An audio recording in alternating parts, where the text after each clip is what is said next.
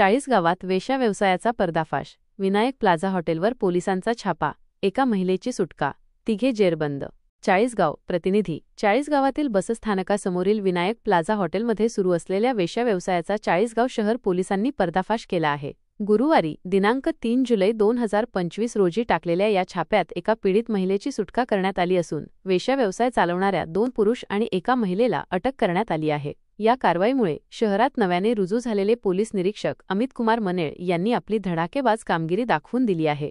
गुप्त माहितीच्या आधारे कारवाई. अमळनेर उपविभागाचे उपविभागीय पोलीस अधिकारी माननीय विनायक कोते यांना विनायक प्लाझा हॉटेलमध्ये अवैध वेश्या व्यवसाय सुरू असल्याची गोपनीय माहिती मिळाली होती. या माहितीची तात्काळ दखल घेत त्यांनी 40 गाव शहर पोलिसांना कारवाईचे निर्देश दिले. त्यानुसार पोलीस निरीक्षक अमित कुमार मनेळ यांच्या नेतृत्वाखालील पथकाने गुरुवारी दुपारी हॉटेलवर अचानक छापा टाकला.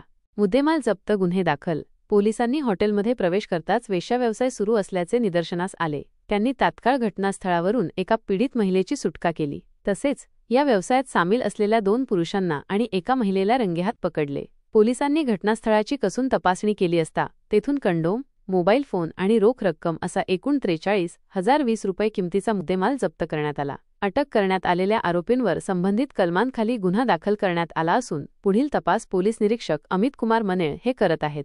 उच्चस्तरीय अधिकाऱ्यांचं मार्गदर्शन. ही यशस्वी कारवाई जळगावचे पोलीस अधीक्षक माननीय डॉ. महेश्वर रेड्डी, 40 गाव परिमंडळाच्या अपर पोलीस अधीक्षक माननीय श्रीमती कविता नेरकर आणि उपविभागीय पोलीस अधिकारी माननीय विनायक कोते यांच्या मार्गदर्शनाखाली पार पडली. नवनियुक्त पोलीस निरीक्षक मनेळ यांनी पदभार स्वीकारताच अवैध धंद्यांवर कठोर कारवाई केल्याने त्यांचे कौतुक होत आहे.